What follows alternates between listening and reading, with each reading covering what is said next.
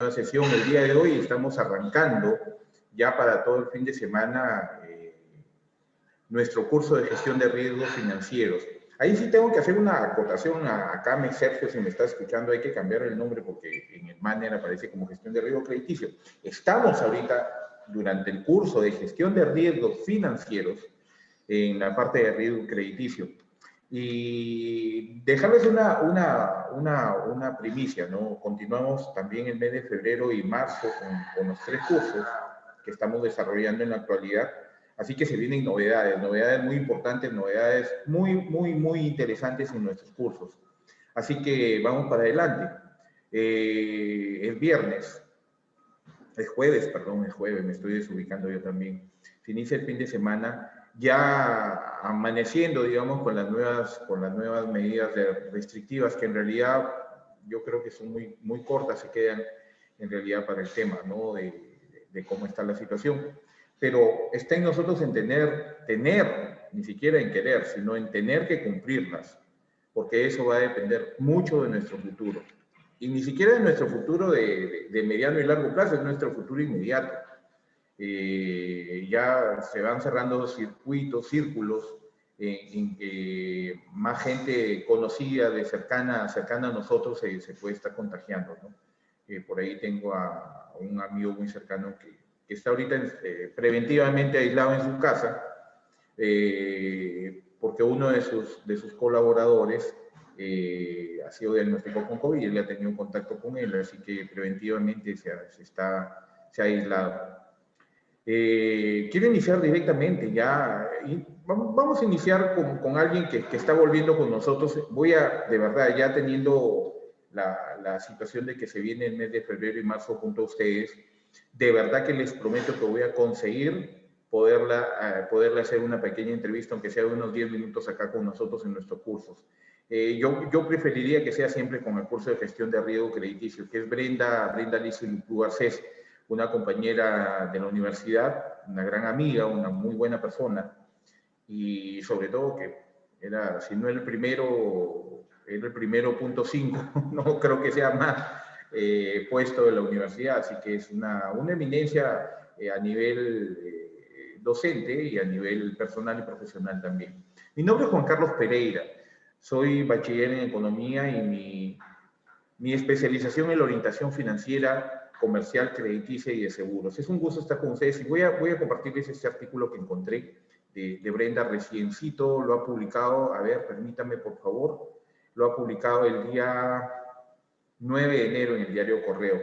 Empezamos este año, nos dice Brenda, ordenando nuestras finanzas personales teniendo en cuenta la coyuntura que estamos viviendo. Y yo creo que finalmente, y lo decía el día de ayer cuando iniciábamos el curso de administración bancaria integral, justamente con el tema ya de tema de evaluación crediticia, que el tema de los riesgos lo debemos llevar en la piel, es decir, trasladarlo permanentemente no solo a nuestro comportamiento dentro o estrictamente profesional, sino llevarlo a todas las instancias de nuestro devenir diario, de nuestra vida personal, familiar, obviamente profesional, porque es el ámbito donde nos desarrollamos y quizás es donde pasamos el mayor tiempo de nuestros días. Por eso es importante que siempre a la par del desarrollo personal y la mitigación de riesgos y la orientación al cliente siempre como objetivos primarios de nuestro desarrollo, tengamos en cuenta que aquello que nos puede servir a nosotros en la vida, por ejemplo, el tema de las finanzas personales, tenemos más que la posibilidad, más que el gusto, yo creo que tenemos la obligación de trasladar esas experiencias hacia nuestros clientes y hacerles conocer que existe una cultura de pagos, que existe una cultura de ahorro, que existe una cultura de hacer bien las cosas. ¿Ok? Y bajo esa perspectiva, ya tocando temas, y a propósito de este artículo de Brenda, temas que van más allá de lo estrictamente profesional, siempre sin dejar de lado, nunca en realidad, más que siempre, sin dejar de lado nunca el tema de los FODAs personales. Yo creo que si nos damos un poquito más de tiempo con nuestros clientes, Podríamos indicarles, por ejemplo, el tema de sus FODAs personales y hacer un análisis en conjunto con ellos, bajo los términos de respeto y de poca incomodidad que se le pueda generar al cliente, porque yo creo que va a ser algo que va a ser apreciado por los clientes y van a entenderlo si es que se habla con lenguaje claro, de que van a entender de que esto es importante para el desarrollo tanto profesional como personal y comercial, sobre todo de ellos. Permítanme un segundo que se cortó el video. Se cortó el video del Facebook Live.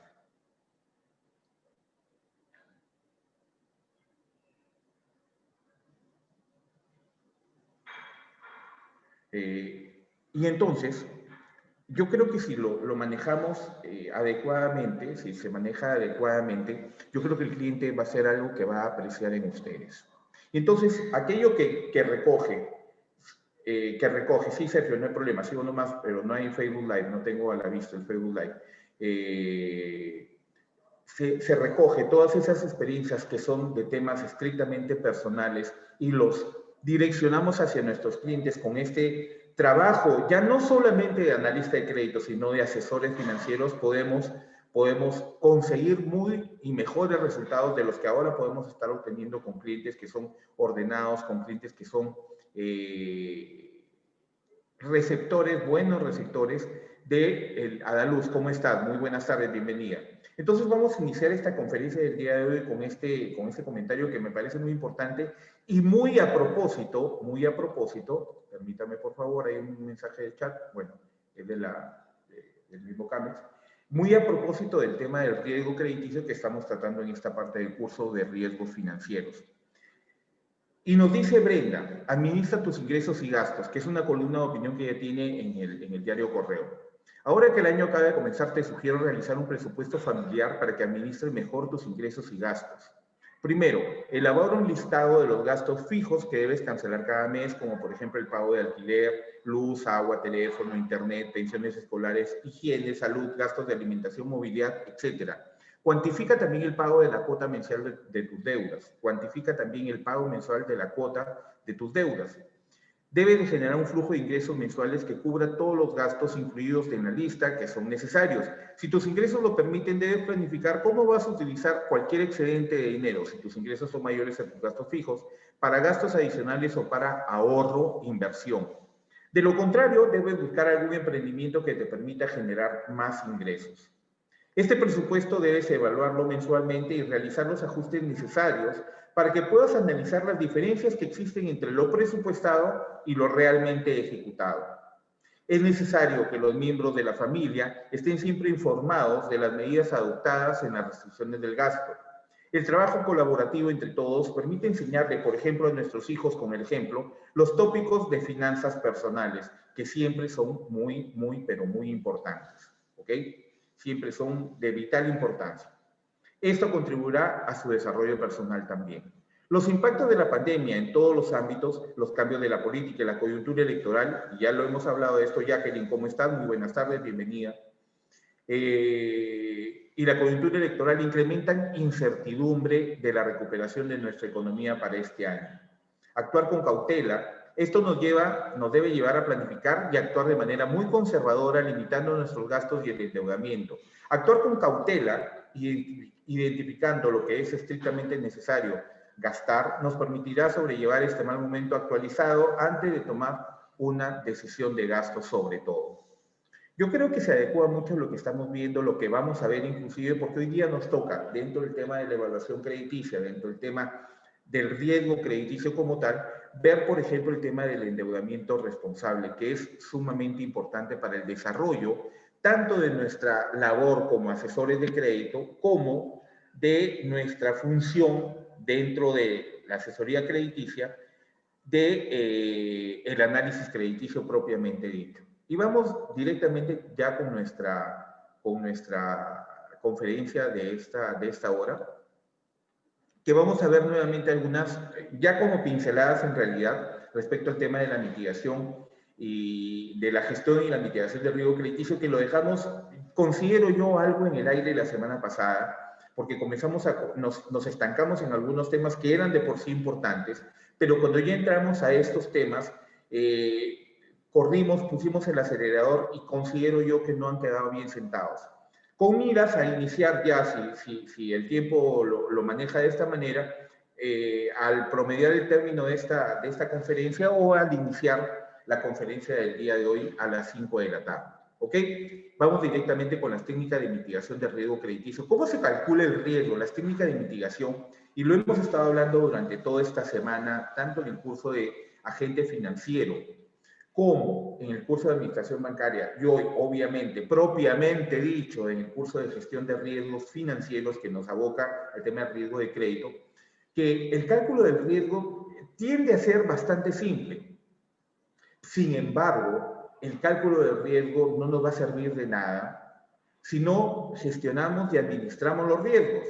La gestión y administración del riesgo tiene que ver con esa preparación para saber que podemos enfrentar pérdidas esperadas, que podemos tener exposición al riesgo por el capital prestado, porque tenemos la probabilidad del default, porque tenemos la pérdida por incumplimiento de parte del deudor. Es decir, si no tenemos una clara, primero, conceptualización de cada uno de estos términos, de nada nos sirve obtener un número el cual no vamos a poder interpretar. ¿Ok? ¿Cómo se calcula el riesgo? El cálculo del riesgo es bastante simple. Ojo con el examen, por favor, porque el día de hoy he sido muy puntilloso en el tema conceptual. Porque es importante, es importante. No voy a cansar de repetir, y podemos estar 20 años acá con ustedes trabajando en CAMES, ¿ya? Sin embargo, no voy a dejar de repetir cosas que para mí son sumamente importantes y que la teoría no va a cambiar. Podemos encontrar nuevas metodologías, podemos encontrar nuevos elementos que nos permiten conceptualizar cosas, pero los conceptos son totalmente fijos, totalmente trascendentes en el tiempo. ¿Ok? Se pueden presentar circunstancias nuevas que pueden generarnos otros riesgos. Entonces, en ese debido momento, en ese preciso momento, encontraremos la forma de mitigar, gestionar y administrar esos riesgos que se pueden ir presentando. Y hablaba, por ejemplo, Brenda en su artículo de lo que se viene, o sea, la coyuntura política, las elecciones en abril, el tema de la segunda ola, el rebrote del coronavirus, genera incertidumbre, sí, genera incertidumbre, porque es algo que no podemos controlar como ciudadanos. Por ejemplo, Martín, ¿cómo estás? Bienvenido, buenas tardes. No podemos controlar porque no lo podemos medir. Y a partir del cálculo del riesgo sí podemos tener primero una diferenciación entre el riesgo e incertidumbre, totalmente claro. Lo podemos medir el riesgo, lo que no se puede medir es incertidumbre. Pero fíjense ustedes que encontramos, al poder medir el riesgo y cuantificarlo, que mediante esa medición y cuantificación aunada a la gestión, a la administración del riesgo, el nivel de incertidumbre se va reduciendo. Incertidumbre quiere decir que no tenemos muchas certezas. Certezas que mañana amanece, después de anochecer el día de hoy. Esas son certezas. La incertidumbre tiene que ver con no saber lo que puede pasar, por lo tanto no lo puedo medir. Pero si lo puedo medir ya no es una incertidumbre, es un riesgo. Lo bacán del asunto, lo espectacular para mí del asunto es que si vamos midiendo, gestionando y administrando los riesgos, el nivel de incertidumbre tiende a bajar. Es muy simple, se mide a través del riesgo, se mide a través de la pérdida esperada, que es la pérdida esperada en sí, y se calcula mediante la fórmula. Pérdida esperada es igual a probabilidad de default, PD, por sus siglas en inglés. Default es error, significado de probabilidad de default por la exposición al riesgo, la exposición al error, que tiene que ver con y lo vamos a ver en detalle en un momento, tiene que ver con el capital expuesto, y la pérdida que nos genera ese capital expuesto, que es el LGD o LGD, por el incumplimiento en el cual está terminando este cliente por falta de mitigaciones de riesgos. Ahora, tenemos cómo medirlo, pero ¿sabemos cómo mitigar el riesgo? Claro, es importante porque a partir de que sabes cuánto podrías perder, la pérdida esperada, ya lo has medido, tú puedes obtener a través del desarrollo de tu trabajo diario las técnicas de cómo mitigar. Por ejemplo, tú tienes un capital expuesto, ¿ok? Un capital expuesto, y lo coberturas, como se dice, vamos a coberturar. ¿Cómo lo coberturas? Porque dentro de tu política de créditos, dentro de la política de riesgos de tu entidad te dice, a partir de tal monto, tú debieras requerir garantías preferidas, garantías líquidas, garantías autoliquidables, líquidas también, o garantías no preferidas. Las preferidas son aquellas que son inscritas directamente, que puede ser una hipoteca o una prenda vehicular industrial. ¿Okay? Las autoliquidables son, por ejemplo, los créditos con garantía de depósitos. ¿Okay? Entonces dices, para este crédito yo voy a requerir tener tal, para este monto, para este nivel de crédito, de endeudamiento, de exposición del capital, voy a requerir que el cliente tenga este tipo de garantías. O bastaría tal vez con que el aval tenga casa propia. ¿Ok? Exposición cubierta total o parcialmente por un colateral financiero. Y esto es importante que lo resaltemos, porque el colateral significa que no es el principal. ¿Y a qué me estoy refiriendo? A que los créditos se otorgan no por tener una garantía. Los créditos se otorgan porque hay capacidad y voluntad, que lo vamos a ver a partir del día de mañana cuando veamos la evaluación objetiva, que me mide la capacidad, y la evaluación subjetiva, que me mide la voluntad de pago de parte del cliente. La exposición cubierta total o parcialmente por un colateral financiero, que pueden ser dinero o valores, o por un colateral físico, que pueden ser inmuebles, derechos de cobro, etcétera, etcétera, etcétera.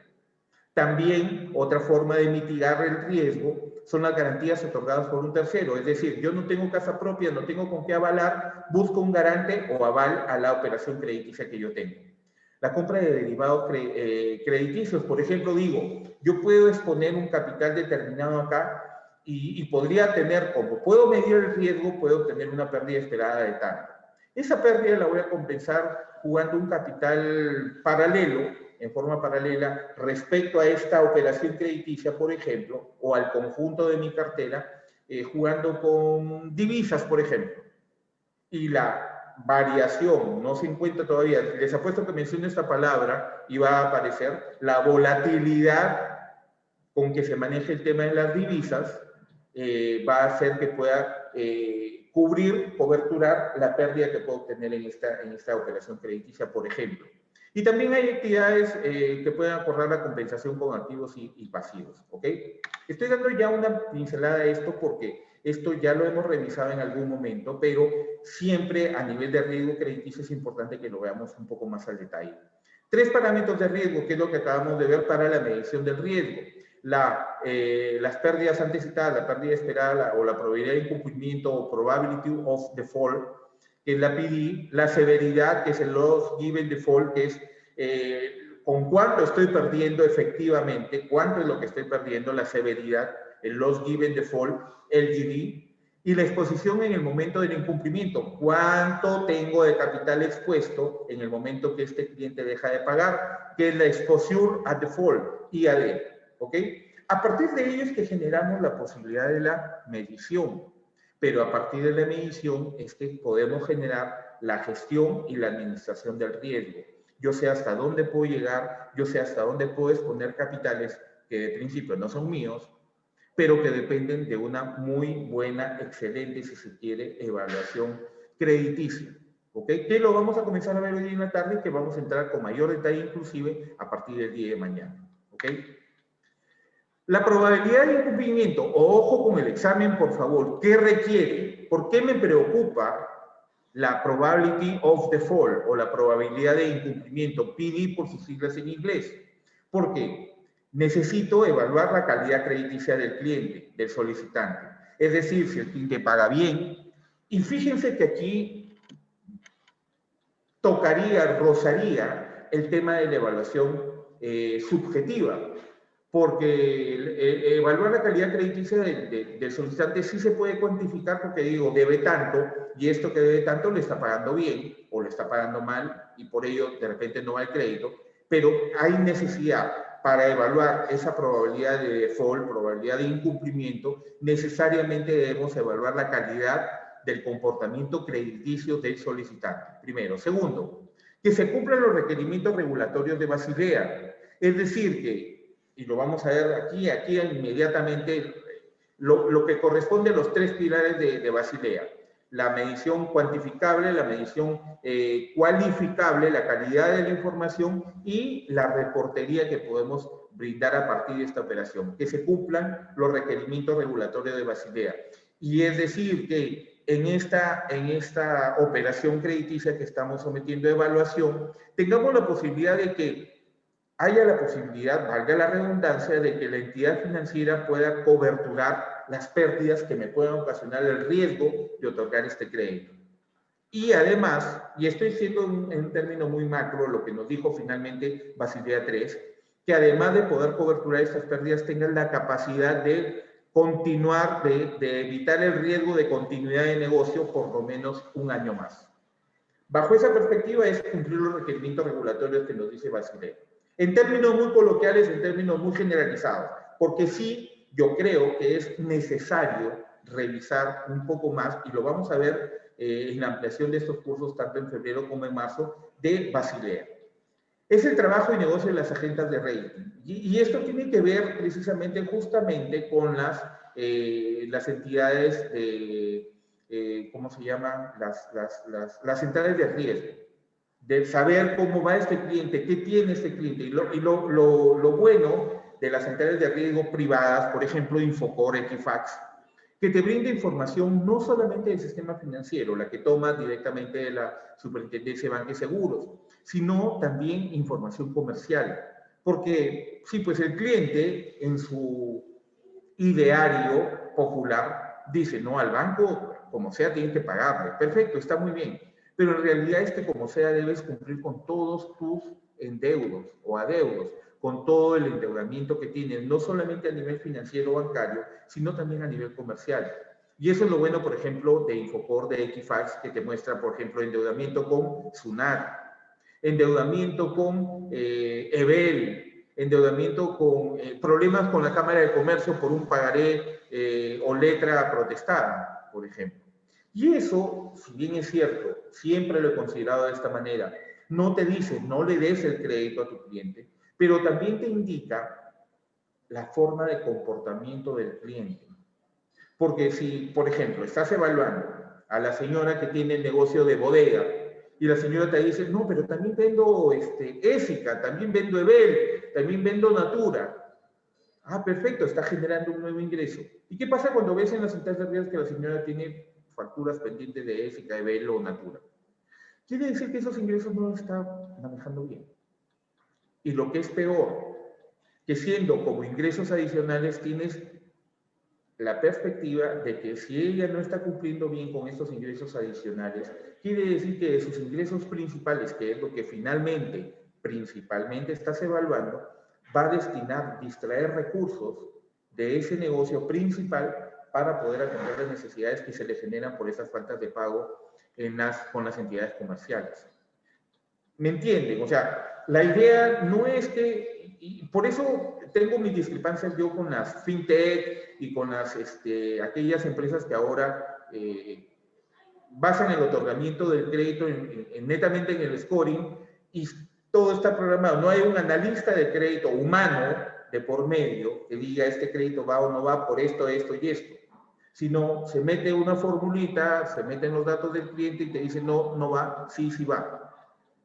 No hay nada, ninguna actualización. Transformación digital, que es lo que está de moda ahora, transformación digital, inclusión financiera, porque todo lo quieren hacer a través del smartphone, que supla la decisión de un analista de crédito de carne y hueso. Eso, por favor, póngalo bien claro en su cabeza. ¿Es trabajo y negocio en las agencias de rating? Sí, darte información respecto al comportamiento de pago y cómo está calificado el cliente. La necesidad de información de los inversores y los gerentes de las empresas, que es gestión de riesgo y necesidad de financiamiento. Claro, porque lo que tú desarrolles en tu cartera de crédito tiene que ser siempre procesado como información para ver el avance, retroceso, una reevaluación de las políticas actuales de créditos y de riesgos y de créditos y cobranzas también, como lo vamos a ver también más adelante. Ojo con el examen, por favor. Las pérdidas esperadas. En este contexto, las herramientas de calificación crediticia, rating o scoring, evalúan el riesgo de cada operación puntualmente en función, ojo con el examen, evalúan el riesgo de cada operación, o sea, cada cliente, en función de su calidad crediticia mediante una puntuación, que se emplea en la asignación de métricas de riesgo junto con otras informaciones adicionales. Es decir, para identificar riesgo, primero vas a ver qué calificación crediticia tiene el cliente, y eso quién te lo da, las centrales de riesgo, las empresas de rating o scoring, mediante una puntuación que se le da a cada cliente. Sin embargo, además, debes tener antigüedad de los contratos, antigüedad de las operaciones crediticias que tiene, el ratio préstamo-valor, es decir, qué tanto ha servido para el desarrollo del negocio el préstamo que tiene obtenido ya con antelación en otra entidad financiera, los segmentos de tipo de cliente, en qué sector se está desarrollando. El incremento del número de incumplimientos observado debido a la actual coyuntura refuerza la fortaleza, la robustez de los parámetros de riesgos, ajustando las estimaciones de los mismos y refinando las metodologías. Es por eso que, si bien nos puede molestar, porque, a ver, seamos totalmente claros, es importante conocer esto desde nuestra perspectiva de asesores de crédito, de analistas de crédito, no porque esto lo tengamos, y ojo, no digo podamos, sino tengamos que realizar regulatoria, funcionalmente. No es nuestra obligación. Sin embargo, es importante que conozcamos que la política de créditos, que la política de riesgos, que puede ser adversa al riesgo o con apetito al riesgo, maneja como parámetros para determinar el por qué una operación se me puede caer en el área de riesgos. Y entender el por qué y evitar ese contrapunteo permanente en que sí, que yo traigo las operaciones y riesgo me las tumba, y buscar que el gerente pase por encima de lo que dice riesgo. No funciona así, porque de esa manera desnaturalizamos aquellas políticas de crédito, aquellas políticas de riesgo que buscan la tendencia a generar negocios. Y la generación de negocios dentro del sistema financiero tiene que hablar de una generación de operaciones crediticias que sean altamente rentables para la entidad financiera. ¿Qué se ve dentro de lo que son las pérdidas esperadas? Primero, el exposure at default, la IAD, que es la exposición que depende de los montos pactados en la operación y de los mitigantes. ¿Cuáles son los mitigantes? Tiempo, calidad crediticia, garantías adicionales, colaterales, etcétera, etcétera. La probabilidad de default, probability of default, PD, que depende del rating de cada uno de los clientes. O sea, en términos muy coloquiales, siempre voy a tener a un cliente que yo veo en los ratings, en las centrales de riesgos, que no ha pagado bien, un riesgo más alto de que caiga, probability of default, de que caiga en error, de que deje de pagar, mientras menos puntaje tenga, mientras el puntaje no sea lo más transparente, lo más positivo posible, ¿ok? Por último, la severidad, la de loss given default, son que todos estos, la exposición, la probabilidad de default y el loss given default o severidad, son los factores que influyen en la pérdida esperada. Ya vimos que la fórmula de pérdida esperada tiene que ver con la multiplicación de uno por el otro y por el otro. La severidad depende de las garantías involucradas en cada operación de crédito. Por eso decimos que el análisis de la pérdida esperada tiene que ver con un análisis específico de la operación o del cliente en sí mismo, independientemente de su calidad crediticia, de su record scoring, etcétera, etcétera. No solamente lo pone en esa métrica, sino que la evaluación tiene que ver con el sector económico donde se desarrolla, sus contrapartes en garantías, sus posibilidades de que caiga o no el ratio de préstamo o valor que tiene esta operación crediticia o lo que está manejando en la actualidad como manejo financiero del cliente. ¿Cómo se modeliza la pérdida esperada? La incorporación de la información perteneciente a un periodo de desaceleración económica es de especial relevancia para depurar los análisis de comportamiento cíclico, es decir, estacional, permanente, cada cierto tiempo, como quieran ustedes llamarlo, del riesgo de crédito. La incorporación de la información perteneciente a un periodo de desaceleración económica es de especial relevancia para depurar los análisis de comportamiento cíclico del riesgo financiero. Juan Carlos, ¿qué me estás diciendo? No te entendí absolutamente nada. A ver, para ponernos en contexto, esto quiere decir que siempre sería bueno, por eso cuando yo les fastidio, y lo vamos a ver ahorita cuando veamos el tema de la evaluación objetiva, subjetiva, y sobre todo el tema de la objetiva, donde vamos a ver cuando vamos a ver el tema, la parte dinámica, que es el ingreso por ventas y la salida por costos, y lo proyectemos hacia un flujo de caja, el estado de pérdidas y ganancias que evaluamos ahorita, va a tener que ver, evaluar esto en periodo de desaceleración con lo que yo siempre les estoy diciendo en el flujo de caja y los análisis de sensibilidad, que tiene que ver con someter la evaluación a escenarios diferentes. Y que estos escenarios sean los más, si se puede, dramáticos posibles. Fíjense ustedes, la evaluación crediticia, que es lo que nos compete a nosotros, manejando siempre el tema del riesgo, la mitigación del riesgo como uno de nuestros objetivos primarios, tiene que estar relacionada, digamos, a ¿cómo le digo? A una sala de ensayo, a una sala de pruebas. ¿Tenemos que trabajar sobre la marcha? Sí. ¿Tenemos apremio de tiempo? También. Es por eso que tu especialización como asesor de crédito, como analista de crédito, debe ser muy fina y llevarte, fíjense, tenemos dos objetivos que son los secundarios, sentido común y criterio. Además de ello, olfato. ¿Qué puede estar pasando? Reacción rápida, que se suman a la carga de habilidades blandas que debemos tener para desarrollar nuestro trabajo. Pero Juan Carlos, ¿me estás pidiendo que me demore más tiempo en el cliente? No, te estoy pidiendo que hagas tus evaluaciones mucho más eficientes. No solamente en el tiempo de respuesta, sino también en la efectividad de tu trabajo de mitigación de riesgo. Es por eso que siempre se los he dicho. Es como aquel producto, a ver, como las vacunas que están probando ahora, que hay un periodo de prueba, fases de prueba, donde dices, a ver, ¿qué pasa si le hago esto? Ah, superó la prueba. ¿Y qué pasa si le hago y superó esta prueba? ¿Y no supera la siguiente prueba? Retruecas o retornas para ver la evaluación en dónde está fallando. A eso se refiere cuando dices evaluar en periodo de desaceleración económica para ver cómo reacciona. Y eso es el trabajo de trabajar, valga la redundancia, sobre escenarios. ¿Qué pasaría si? ¿Ok?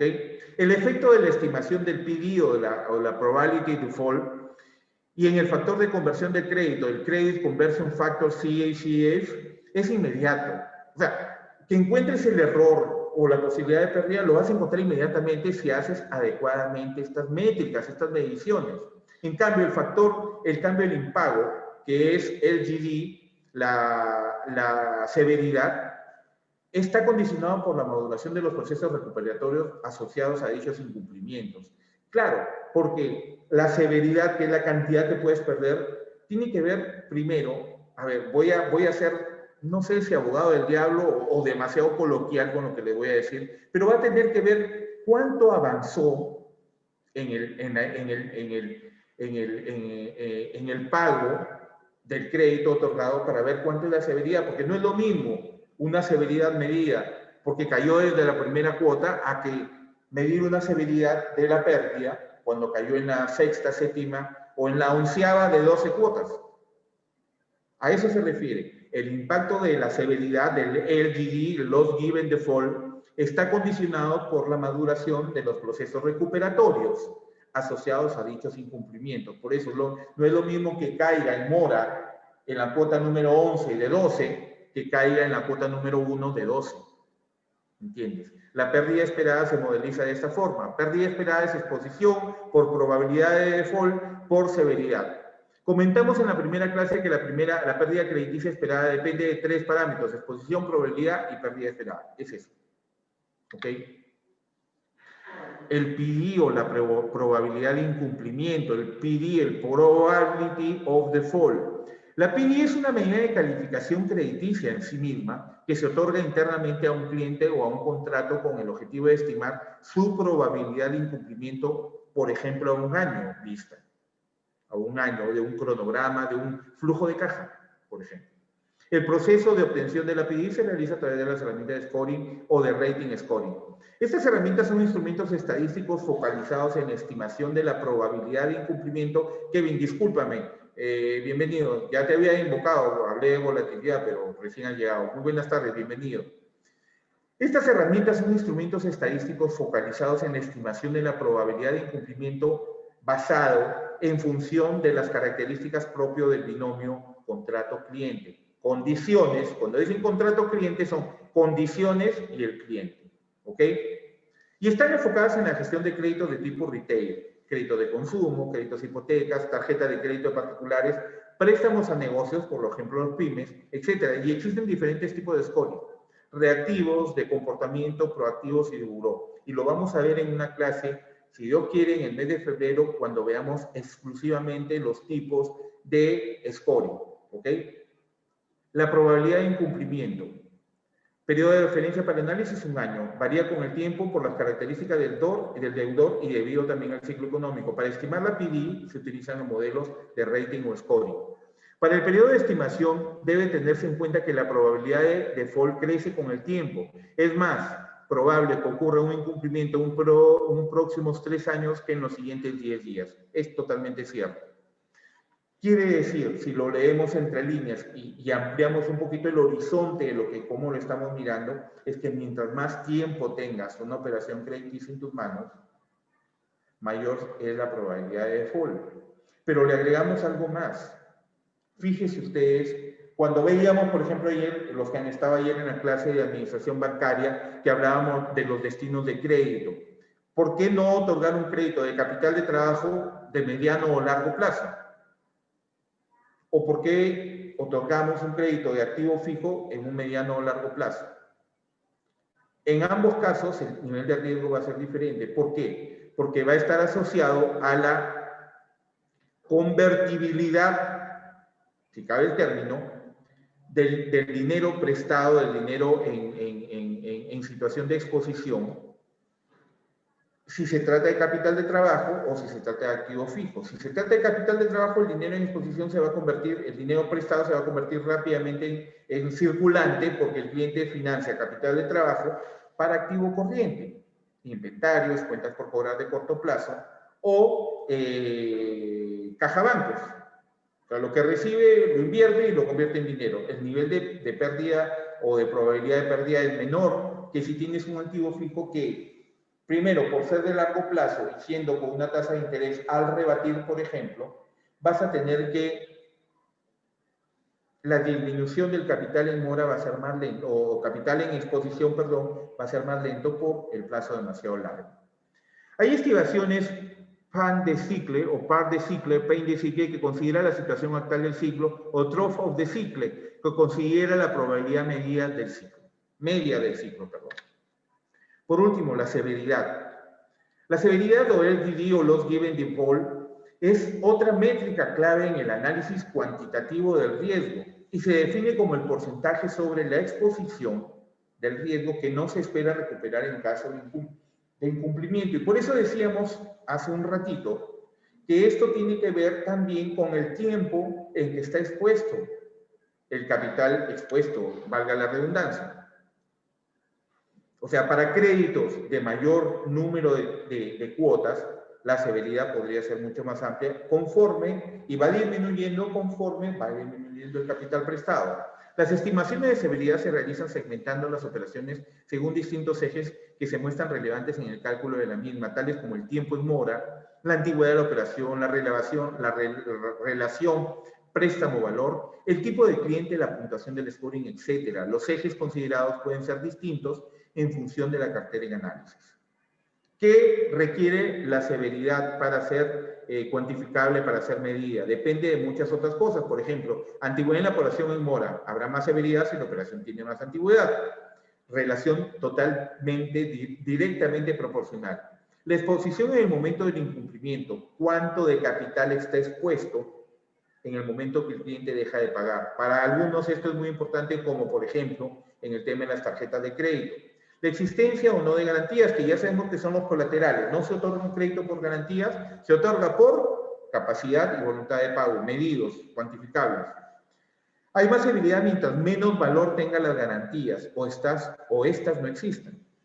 La severidad, si tienes un crédito que no tiene garantías preferidas, va a ser mayor que aquel crédito. Y ya lo veíamos, por ejemplo, también el día lunes, si no me equivoco, el martes, perdón, en el curso de agente financiero, cuando veíamos el tema de las provisiones. Veíamos aquella tabla en que teníamos créditos que tienen garantías autoliquidables, no se considera una provisión demasiado grande, pero aquellos con garantías hipotecarias tenían menos provisión que aquellos que no tienen garantías preferidas. Y por último, la calidad crediticia de la contrapartida, que es cómo está el cliente en el sistema, reportado en el sistema financiero. Si la calificación crediticia es mejor, la severidad será menor. Es inversamente proporcional, aunque igual vale la pena hacer un análisis sectorial. Cómo está no solamente el cliente, sino el sector económico en el que se desenvuelve el negocio de ese cliente. ¿Ok? Ojo con el examen. Y vamos a verlo hoy día. Me voy a tomar unos minutos también para revisar un poquito más al detalle el tema de Basilea, porque según Basilea, el riesgo de crédito, ojo con el examen, se define como la posibilidad de incurrir en pérdidas como consecuencia del incumplimiento por parte del deudor de las obligaciones de intermediación crediticia. Permítanme un segundito.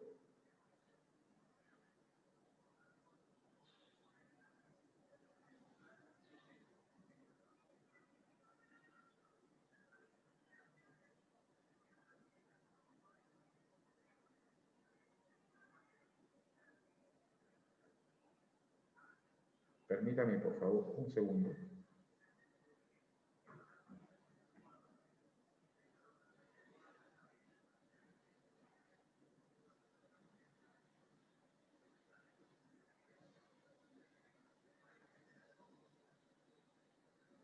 Y aquí estamos. Se define como la posibilidad de incurrir en pérdidas como consecuencia del incumplimiento por parte del deudor de las obligaciones en las operaciones de intermediación crediticia. Yo quiero, de verdad, y esa es una aspiración personal, al desarrollar un curso como este, que de verdad, o sea, no es lo profundo que se requiere para que nos convirtamos en analistas de riesgo, pero tampoco es tan ligero como para que no entremos en conciencia en nuestro papel de asesores de crédito o analistas de crédito que somos, en que no debamos tener en cuenta esto y en que ponderemos en esa medida nuestro accionar en nuestra función principal, que es el análisis crediticio.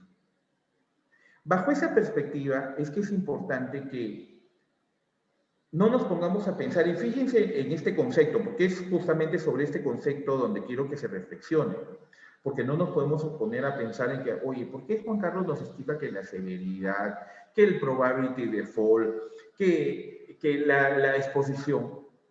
Si yo no veo eso, sí, no lo ves. No lo ves.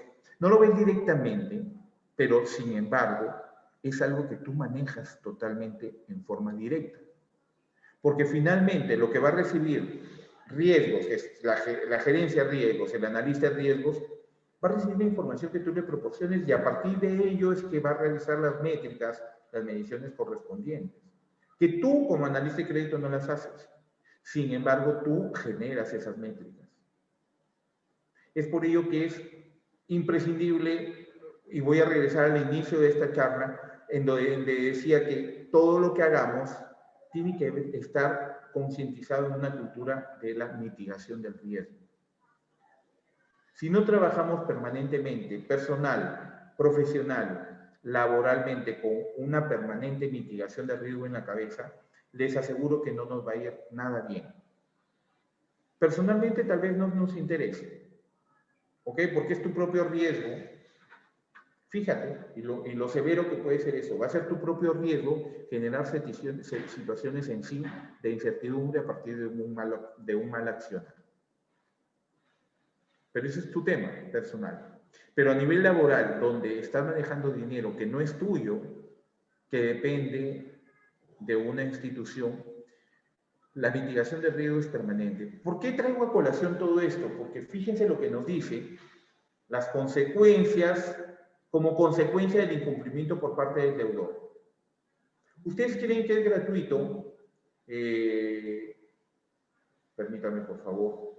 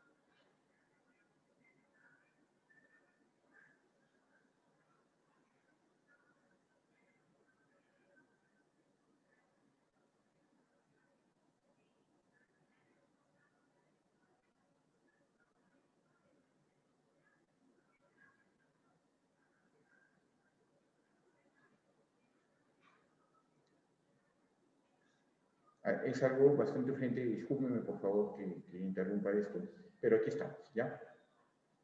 Y les decía, o sea, todo aquello que hemos estado viendo inmediatamente anterior a esto tiene que ver con esto, porque son esas métricas a partir de estas situaciones que nos llevan a determinar la posibilidad de pérdidas. O sea, no es tan sencillo colocar un crédito sin tener en la cabeza los términos de riesgo, de medición, de cuantificación de los riesgos. Porque podemos estar otorgando a ciegas porque me gusta colocar créditos, pues porque soy bueno colocando créditos, sí. ¿Y dónde está tu mitigación de riesgo? Es por eso que es importante que tengamos estos parámetros de riesgos permanentes, no para trabar el avance comercial, ojo, porque nosotros trabajamos para un negocio que quiere vender, pero quiere que vender bien. Y vender bien significa trabajar con esa permanente mitigación de riesgos. Ojo con el examen porque tenemos 3 pilares. Ya sabemos que hay Basilea 1, Basilea 2, Basilea 3, 1998, 2004 y 2010. ¿Ok? Ya sabemos que existe Basilea, dónde fue Basilea y por qué se hace. En resumen, Basilea te dice que las entidades financieras a nivel global deben tener la posibilidad de contar con la liquidez suficiente para poder asumir estas pérdidas, poder coberturar estas pérdidas generadas a través, por ejemplo, en el tema del riesgo crediticio, las pérdidas esperadas por el incumplimiento de pago de parte de los clientes. Pero ¿qué requerimientos o qué pilares tiene Basilea a partir de todos estos requerimientos de capital que requiere Basilea? Y en general es patrimonialmente de lo que está hablando Basilea. Ya hago esta acotación porque ya me hicieron alguien muy entendido, que es un amigo mío, me hace la acotación. ¿Ok? Entonces, primero, debe tener, uno de los pilares es el requerimiento cuantitativo. Cuantitativo, es decir, todas las entidades bancarias a nivel global deben tener una provisión técnica mínima con respecto a su exposición crediticia. ¿Qué es la exposición crediticia? La acabamos de ver entre los parámetros. Es el capital que tiene prestado. Es decir, debe tener una provisión, una espalda, un respaldo ante el capital totalmente prestado que está totalmente expuesto. Es decir, que deben disponer de un capital mínimo en caja en caso tengan problemas. ¿Ok?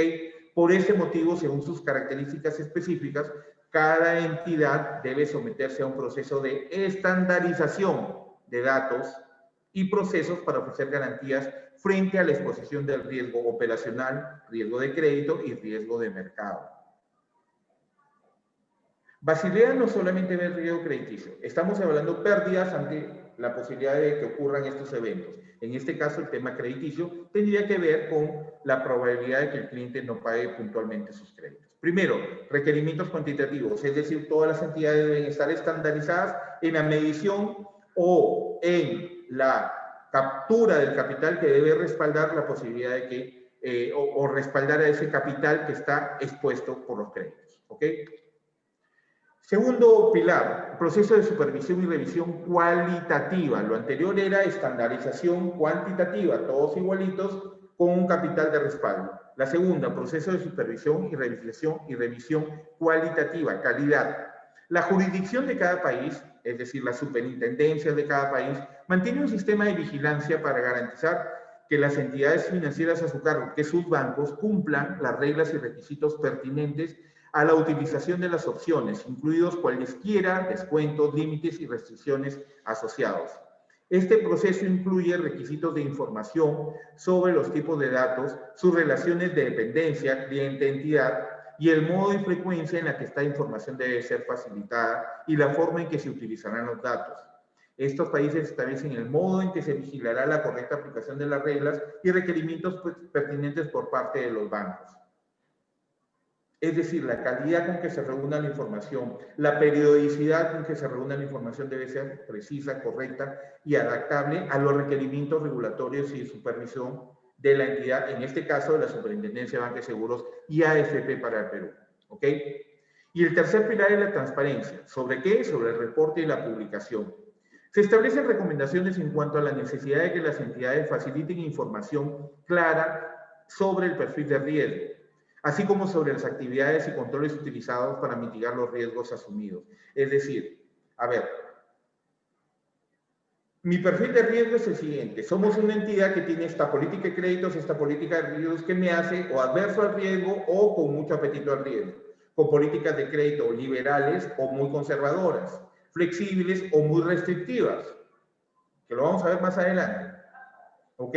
Pero a partir no solamente de ese perfil, también decir, bajo este perfil, yo como entidad financiera he adecuado estos procedimientos para la mitigación, medición y administración del riesgo. Es una guía sobre la información que los bancos deben publicar con el fin de dar mayor transparencia, primero a la estructura y suficiencia de capital y segundo a la exposición al riesgo de la institución. Y si se dan cuenta, estos tres pilares están enlazados entre sí. ¿Cuánto tiene de capital para respaldar tu capital en exposición? ¿Qué procedimientos estás utilizando y qué información oportuna, puntual, me estás otorgando como ente regulador? Los datos usados en estos informes han de ser totalmente ciertos. Es decir, que una vez la información es pública, los datos deben ser justificables y consistentes. ¿Ok? La información errónea o incompleta supone una dificultad para el modelamiento y el análisis de los riesgos. El incumplimiento de estos preceptos supone la aplicación de sanciones por parte del ente regulador y medidas coercitivas, correctivas, así como el incremento de los coeficientes de caja. Cuando habla de los incrementos de los coeficientes de caja es que el ente regulador dice, mira, todos tienen que hacer esto. La parte cuantitativa, la parte cualitativa, la parte de datos, información, como yo, ente regulador, lo estoy pidiendo. Si alguien no lo hace así, lo voy a imponer. Es lo mismo que sucede, por ejemplo, voy a hacer una, de repente, muy atrevida comparación y hasta coloquial, por sencilla, simple, y tal vez espero que no vana, comparación entre el historial crediticio del cliente y este coeficiente de caja impuesto por el superintendente. Porque dices, ¿sabes qué? El cliente paga bien, paga mal, paga más o menos, tiene un rating, un scoring. La entidad financiera pone buena, mala, pésima información, tiene un coeficiente de medición, una nota. La diferenciación posiblemente entre uno y el otro es que acá tienes que pagar para mejorar. Acá tienes que levantar las observaciones que te hace la superintendencia y que te dice, tú tienes nota 5, en vez de que todos deben tener nota 20, tú tienes 5, y para que no te puedes quedar con ese 5, no es que ya, pues ya te jalaron y estás ahí. No, tienes que levantar esos niveles bajos de coeficiente de medición. Porque trabajas primero, o sea, la justificación fundamental es lo siguiente: tu negocio de intermediación financiera no lo realizas con plata tuya, lo haces con plata del ahorrista. Tus negocios financieros no son con capital propio tuyo, es con fondos, recursos captados a través de tus ahorristas. Es decir, los objetivos de la superintendencia para que las entidades financieras cumplan permanentemente no es solamente la salud de la entidad financiera como tal, es también la protección al cliente. Evitar, por ejemplo, que se rompan cadenas de pago. Evitar, por ejemplo, que las entidades financieras no cumplan con el fondo de seguro de depósitos, por ejemplo. ¿Me entienden? Basilea II establece las condiciones mínimas que una entidad bancaria debe tener para asegurar su estabilidad en el ecosistema económico mundial. Basilea es así, o sea, te dice, requerimientos son los acuerdos de Basilea y requerimientos de capital, a eso se refiere. Y cuando habla de capital, no habla de plata en sí, como me decía mi amigo Juan Carlos, ha dicho eso. Quiero hacer siempre esa acotación para que no hayan confusiones. No es que el banco dice, coloco y guardo un poquito aquí en mi cajón. Guardo, y lo que les decía ayer, por ejemplo, de cómo una cobranza preventiva te puede ayudar en que el cliente vaya guardando dinero todos los días para pagar su cuota. No, no es esto lo que hace la entidad financiera. Son fortalecimientos patrimoniales, liquidez y patrimonio, para poder afrontar pérdidas y poder tener la posibilidad de enfrentar con bien la posibilidad de continuidad de negocio. ¿Ok? ¿Qué lecciones tenemos aprendidas de Basilea? Que es necesario un buen gobierno de los datos. O sea, la información es fundamental. Que haya una buena administración, una buena recolección primero, una buena administración y una buena gestión de los datos. Hace falta control y supervisión de cuestiones como de dónde viene cada dato, cada valor y cuál es el destino final. Evitar desviaciones. Las desviaciones son cuando sí es más, menos 3 o 4%. Mientras más grandes son las desviaciones, tenlo por seguro que más inexactos son los datos o las informaciones que tengas. Evitar desviaciones, descuadres o duplicidades. ¿Ok? También, como lección aprendida de Basilea, es que tomar decisiones a tiempo supone contar con informes cuanto antes. Tú no puedes decirle a un cliente, uy, ¿sabes qué? Sí, vamos a tener que refinanciar, cuando el cliente ya tiene 120 días de retraso, pues. La gestión, la información es importantísima. Ser capaz de reportar en tiempo real el estado de nuestros activos, operaciones de crédito y la situación de nuestros clientes permite identificar incidencias antes de que éstas nos lleven a asumir expedientes y sanciones. Se dan cuenta que todo esto tendría que ver directamente con una unidad de riesgos, pero ¿qué pasa si hacemos el ejercicio de trasladar todos estos requerimientos hasta nuestro trabajo diario? Que mucha gente dice, no, mi trabajo es de ser un simple analista. Ya, como simple analista de crédito aplica todo esto. Posiblemente te vas a estresar de repente 2 semanas, un mes. Pero de ahí, si lo haces una práctica constante, te aseguro que te vas a convertir en una persona muy eficiente, indispensable y trascendente en la entidad financiera en donde te esté tocando trabajar. ¿Ok? Los reguladores requieren que los bancos adapten sus procesos rápidamente y no atienden a la idiosincrasia de sus activos ni a sus inversiones realizadas. Por eso es importante ser capaz de reaccionar cuanto antes en cuestiones como la gestión eficaz de los datos, tener la información permanente. La calidad de los datos debe medirse y reportarse para justificar nuestros informes. Se debe realizar una monitorización o un monitoreo proactivo de los atributos clave de los productos bancarios, de los clientes y de los procesos asociados. Productos, clientes y procesos. Es importante que se conjuguen en un monitoreo permanente para ver qué tal están respondiendo, por ejemplo, a las políticas de crédito, por ejemplo, a las políticas de riesgo, si estas son eficientes o no, o tengo que reevaluarlas permanentemente. El objetivo de estas lecciones aprendidas de Basilea es la generalización de las buenas prácticas bancarias y homogeneización internacional. Es decir, que todo lo que hagamos en el Perú se pueda ser replicado o haya sido replicado de otras experiencias y que nos ayuden a hacer, por ejemplo, negocios a nivel internacional con otras entidades financieras extraterritoriales al Perú. La reconciliación de los puntos de vista financieros, contables y de la gestión del riesgo sobre la base de información acumulada por las entidades. Y la transparencia financiera a través de la homogenización de los informes de riesgos publicados por los bancos. Las entidades bancarias deben tener una capacidad de reacción y de gestión eficaz a la exposición al riesgo, es decir, el capital que está expuesto, de sus clientes y partners, con el fin de corregir los posibles errores a tiempo. Tienen que adaptar su funcionamiento para poder moverse en todo momento al ritmo del regulador. Lo que te pide la superintendencia tiene que darse inmediatamente, en función de la evolución de la economía y las especificaciones de cada país. De acuerdo a Basilea III, es que los acuerdos de Basilea III, por ejemplo, se refieren a un conjunto de propuestas de reforma de regulación bancaria publicadas a partir de diciembre del 2010. Basilea III es parte de una serie de iniciativas promovidas por el Foro de Estabilidad Financiera, para fortalecer el sistema financiero tras la crisis de las hipotecas del 2008.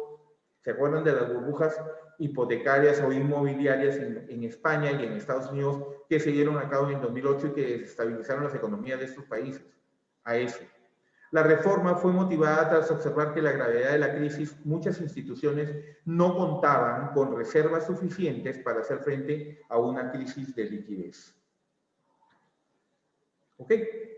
Vamos a entrar ya en la tarde a la gestión propiamente dicho de créditos, que tienen temas bastante importantes y que las vamos a tratar a partir de las 5 de la tarde. Hemos terminado esta conferencia, son más de la 1. Por favor, cuídense mucho, lávense las manos, mantengan el distanciamiento social, cuídense ustedes y cuiden a su familia. Si Dios quiere, nos encontramos a las 5 de la tarde. Es un gusto siempre estar con ustedes. Que Dios los bendiga. Les mando un fuerte abrazo. Por favor, cuídense mucho. Nos encontramos a las 5. Muchas gracias.